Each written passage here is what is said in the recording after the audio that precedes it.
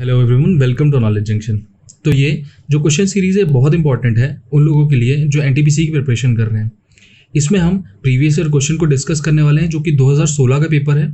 2016 के पेपर में हम सारे के सारे जीके के क्वेश्चंस प्लस जो करंट अफेयर आए हुए हैं उनका लेवल देखेंगे और इंपॉर्टेंट फैक्ट्स को डिस्कस करेंगे। तो चलिए शुरू करते हैं। तो सबसे पहले बता दूं कि आरआरबी एनटीपीसी 30 मार्च का पेपर जो उसकी शिफ्ट 3 का पेपर है उसको डिस्कस कर रहे हैं। जो इसका पार्ट 2 हम डिस्कस करने वाले हैं अभी, और पार्ट 1 जो है मैंने डिस्कस कर चुका है, उसके लिंक यहाँ पे है। ठीक है, पहले क्वेश्चन की तरफ बढ़ते हैं। पहला क्वेश्चन कह रहा है Sachin Tendulkar made his test debut in 1989। तो सचिन तेंदुलकर ने अपना सबसे पहला मैच 1989 में खेला था, बट वो कहाँ खेला गया था ये क्वेश्चन पूछ रहा है। तो उसका सिंपल आंसर है कराची, पाकिस्तान में सबसे पहला मैच सचिन तेंदुलकर ने खेला था। उसके साथ बता दूं कि सचिन तेंदुलकर को 2 अवार्ड से सम्मानित किया गया है, 2 मेजर अवार्ड से। ठीक है, तो पहला पद्मश्री और दूसरा पद्म विभूषण। ठीक है, ये क्वेश्चन एमपीपीएससी में पहले पूछ चुका गया है कि सचिन तेंदुलकर कौन से अवार्ड से सम्मानित है। ठीक है, नेक्स्ट क्वेश्चन की ओर बढ़ते हैं। नेक्स्ट क्वेश्चन कह रहा है कि इनमें से कौन सी की है जो फुल स्क्रीन मोड में सेट करने के लिए ब्राउजर में यूज की जाती है। तो जो ऑप्शन है F1, F10, F11 और F12। तो F1 सबसे पहले बता दूं तो ये हेल्प के लिए यूज की जाती है, जब आपको हेल्प चाहिए होती है हेल्प के लिए F1 यूज की जाती है। F10 की बात करें तो मेन्यू बार के लिए यूज की जाती है, जब आपको मेन्यू खोलना रहता है तो उसके लिए यूज की जाती है। F12 की बात करूं तो सेव करने के लिए डॉक्यूमेंट, अगर आप कोई भी डॉक्यूमेंट में काम कर रहे हैं और जब आपको उसको सेव करना है तो सेव करने के लिए F12 यूज होता है। ठीक है, और F11 जो होता है वो यूज होता है फुल स्क्रीन करने के लिए। तो आपका आंसर C F11 हो जाएगा। नेक्स्ट क्वेश्चन की ओर बढ़ते हैं।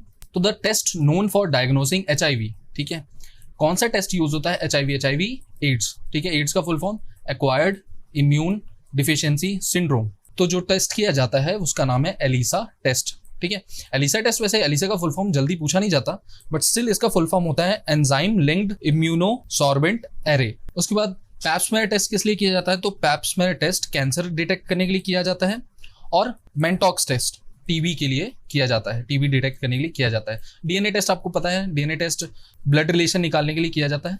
ठीक है, नेक्स्ट क्वेश्चन की ओर बढ़ते हैं। तो एयर क्वालिटी इंडेक्स इज, तो एयर क्वालिटी इंडेक्स क्या है। ठीक है, तो हालांकि यहाँ पे पूछा है कि जो ऑप्शंस हैं उसके हिसाब से amazing instrument for air pollution, a number for measuring humidity level और फॉर फोरकास्टिंग रेन। तो आपको पता है कि एयर क्वालिटी इंडेक्स जो होता है वो एक नंबर होता है। ठीक है, वो नंबर बताता है कि एयर की क्वालिटी कैसी है। तो सबसे पहले आपको बता दूं एयर क्वालिटी जो है पीएम में चेक की जाती है, पीएम फॉर पार्टिकुलेट मैटर। अब पीएम 2 प्रकार के होते हैं, एक होता है पीएम 2.5 और दूसरा होता है पीएम 10। ठीक है, पीएम 2.5 और पीएम 10 मतलब ये जो पार्टिकल्स होते हैं वो कितने छोटे हैं उसको पार्टिकुलेट मैटर कहते हैं। तो 2.5, अब ये मेजरमेंट है इसकी माइक्रोमीटर में, तो 2.5 माइक्रोमीटर और 10 माइक्रोमीटर। अगर एक उदाहरण दूं तो हमारा जो बाल है वो करीब करीब 100 पीएम का होता है, 100 पार्टिकुलेट मैटर का होता है। तो उससे आप अंदाजा लगा सकते हैं कि पीएम 2.5 कितना छोटा होगा और पीएम 10 कितना होगा छोटा। ठीक है, तो इसके हिसाब से आंसर हो जाएगा अ नंबर। ठीक है, आंसर अ नंबर बी।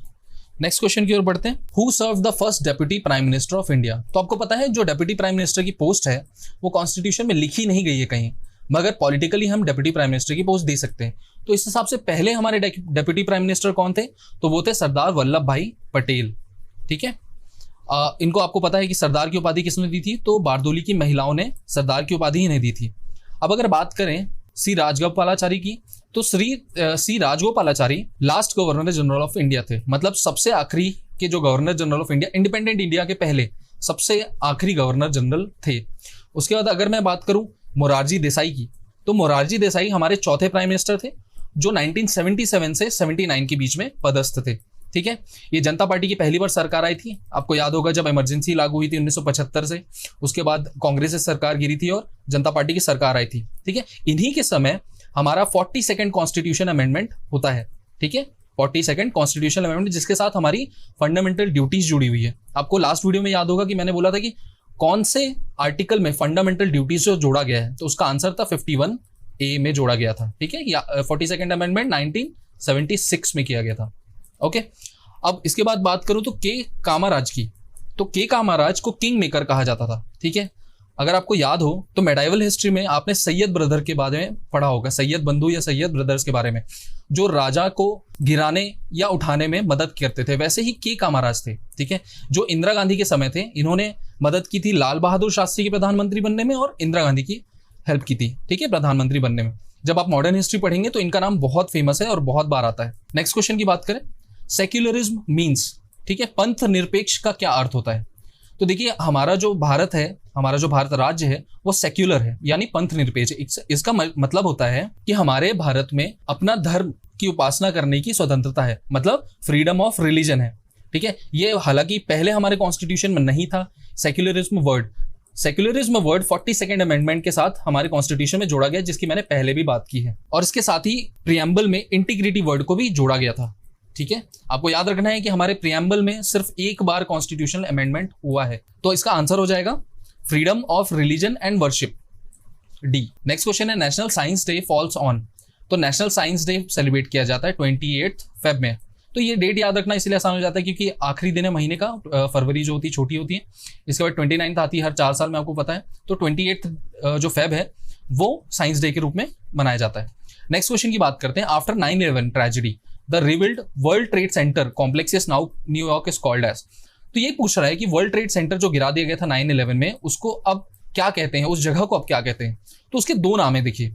पहला नाम है One World trade Center, option C जो आपका है, वन वर्ल्ड ट्रेड सेंटर, या उसको ग्राउंड जीरो भी कहा जाता है कई बार, ठीक है, ग्राउंड जीरो, ठीक है, ये आपको याद रखना है। चलिए नेक्स्ट क्वेश्चन की ओर बढ़ते हैं। नेक्स्ट क्वेश्चन कह रहा है कि Nekchand rock garden is located in. तो नेकचंद्र जो थे वो बहुत बड़े आर्टिस्ट थे, या रॉक आर्टिस्ट इनको कह सकते हैं। तो ये जो गार्डन इनके नाम पे बनाया गया है वो कहाँ पे है? तो ये गार्डन आपको याद रखना है शिमला में प्रेजेंट है, बहुत ही सुंदर गार्डन है, आपको याद रखना है ये शिमला में है। तो आंसर सी सही हो जाता है। चलिए नेक्स्ट क्वेश्चन की ओर बढ़ते हैं। नेक्स्ट क्वेश्चन कह रहा है महारत्न रिफर्स टू, महारत्न क्या है? नेक्स्ट क्वेश्चन पूछ रहा है। तो देखिए महारत्न ऐसी कंपनियों का सेट है, ऐसी 10 कंपनियों का, टोटल की बात करूं तो 10 टोटल महारत्न कंपनियां हैं इंडिया में, जैसे आपका सेल, भेल, आईओसीएल, पावर ग्रिड, गेल, कोल इंडिया, एनटीपीसी, ठीक है। एनटीपीसी, हमारे एनटीपीसी से कंफ्यूज मत होइएगा, हमारा एनटीपीसी है नॉन टेक्निकल पॉपुलर कैटेगरी, ठीक है, मगर ये एनटीपीसी है नेशनल थर्मल पावर कॉर्पोरेशन, ठीक है। तो एनटीपीसी जो है महारत्न में इंक्लूडेड है। महारत्न को जो शुरू किया गया था, मतलब ये कैटेगरी बनाई गई थी, वो 2009 में बनाई गई थी, ठीक है। इसके साथ आप नवरत्न जानते होंगे, नवरत्न होते हैं टोटल 14 हैं, उसके बाद मिनी रत्न जो 73 हैं। तो हमारी महारत्न क्या हो जाती है? महारत्न ऐसी कंपनियां हो जाती है जो सेंट्रल पब्लिक सेक्टर एंटरप्राइजेस होती है। तो ऑप्शन बी आपका सही हो जाएगा इसके साथ। नेक्स्ट क्वेश्चन की ओर बढ़ते हैं। Which of the following statement is true with respect to ASCII, ASCII, ठीक है। सबसे पहले आस्की का फुल फॉर्म क्या होता है? तो आस्की का फुल फॉर्म होता है American standard code for information interchange, ठीक है। आस्की का फुल फॉर्म होता है। आस्की बेसिकली होता क्या है ये समझिए। तो आस्की कोड्स यूज किया जाता है हमारे लो लेवल लैंग्वेज में, जो कंप्यूटर यूज करता है।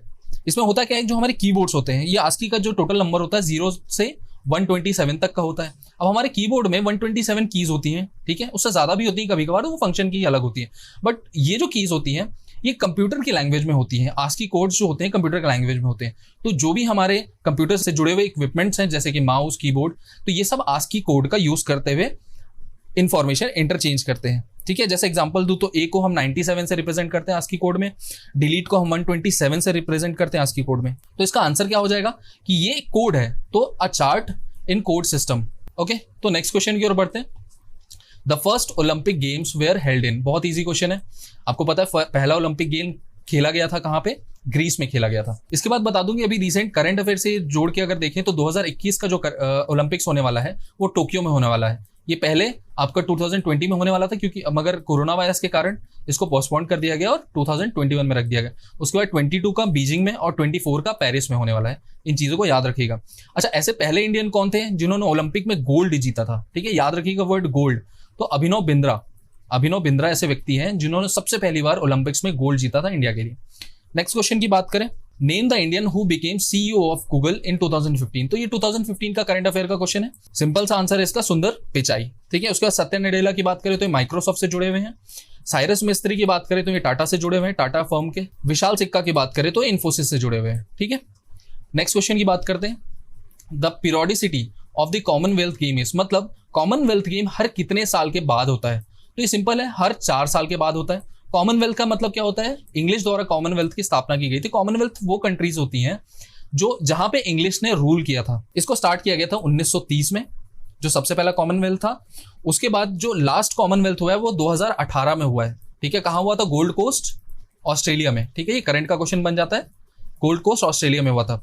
उसके बाद अगर बात करूं, अगला कॉमनवेल्थ गेम्स होने वाला है 2022 में बर्मिंघम यूके में, ठीक है।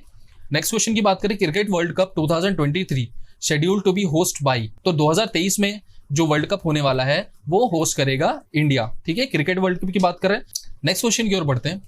Which country launched it's first commercial satellite 24 नवंबर 2015 में, ठीक है। इसका सिंपल सा आंसर है, इसका आंसर है जापान। जापान ने एक कमर्शियल सैटेलाइट लॉन्च किया था। ये उस समय का करंट अफेयर का क्वेश्चन है, इसका अभी से कोई रिलेवेंस नहीं है। नेक्स्ट क्वेश्चन की ओर बढ़ते हैं। Which of the following is not a union territory, तो ये भी बड़ा इजी क्वेश्चन दिया है एनटीपीसी ने। इसका आंसर सीधा सीधा सिक्किम हो जाएगा। सिक्किम यूनियन टेरिटरी नहीं रह गया है। उसके बाद बात करें अगले क्वेश्चन की, तो which of the following is not a bleaching agent, तो देखिए इनमें से कौन सा ब्लीचिंग एजेंट नहीं है। तो सबसे पहले सोडियम हाइड्रोक्लोराइड की बात करें, माफ करिएगा हाइपोक्लोराइड होगा, हाइड्रोक्लोराइड नहीं, सोडियम हाइपोक्लोराइड की बात करें, इसका फॉर्मूला होता है NaOCl, ठीक है। तो ये ब्लीचिंग एजेंट है। उसके बाद बात करें, सॉरी यहाँ पे भजन लिखा गया है, यहाँ पे हाइड्रोजन होगा। सेकंड ऑप्शन है हाइड्रोजन पेरोक्साइड।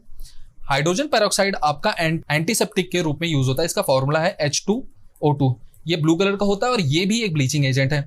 कैल्शियम हाइड्रोक्लोराइड की बात करें, इसका फॉर्मूला है CaClO2, ठीक है।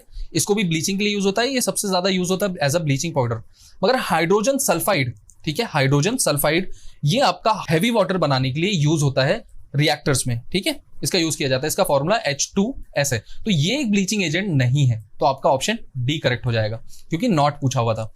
नेक्स्ट क्वेश्चन की बात करें। नेक्स्ट क्वेश्चन कह रहा है विच movement was called off following the violence of Chauri Chaura, तो चौरी चौरा इंसिडेंट्स के कारण कौन सा ऐसा मूवमेंट था जिसको खत्म कर दिया गया था, ठीक है। तो आपको पता होगा चौरी चौरा जो है यूपी में प्रेजेंट है, उस समय उसको यूनाइटेड प्रोविंसेस कहते थे, यूपी में या गोरखपुर में प्रेजेंट है। अब होता क्या है कि आपको पता होगा 13 अप्रैल 1919 जलियांवाला बाग कांड होता है।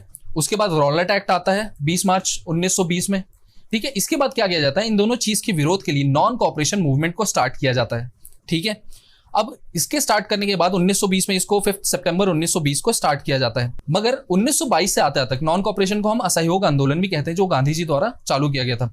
अब 1922 आते आते ही 4 फरवरी 1922 को चौरा चौरी का कांड हो जाता है, या चौरा चौरी का इंसिडेंस हो जाता है, ठीक है। इसके बाद गांधी जी ने नॉन कॉपरेशन मूवमेंट वापस ले लिया था, ठीक है। तो इसका आंसर जो होगा सिंपल नॉन कॉपरेशन मूवमेंट हो जाएगा। अगर खिलाफत आंदोलन की बात करें तो इसको 1919 से 1924 तक चला था, और ये किया गया था ऑटोमन एम्पायर के जो खलीफा है उनको हटाए जाने के विरोध में। क्विट इंडिया मूवमेंट की बात करें तो क्विट इंडिया मूवमेंट हुआ था चालू 8 अगस्त 1942 के आसपास, ठीक है, बॉम्बे सेशन ऑफ कांग्रेस के बाद। और लास्ट में अगर होम रूल की बात करें तो होम रूल लीग 1916 बाल गंगाधर तिलक और एनी बेसेंट के द्वारा शुरू किया गया था। इसी के साथ हमारे 40 क्वेश्चन समाप्त होते हैं इस क्वेश्चन पेपर के।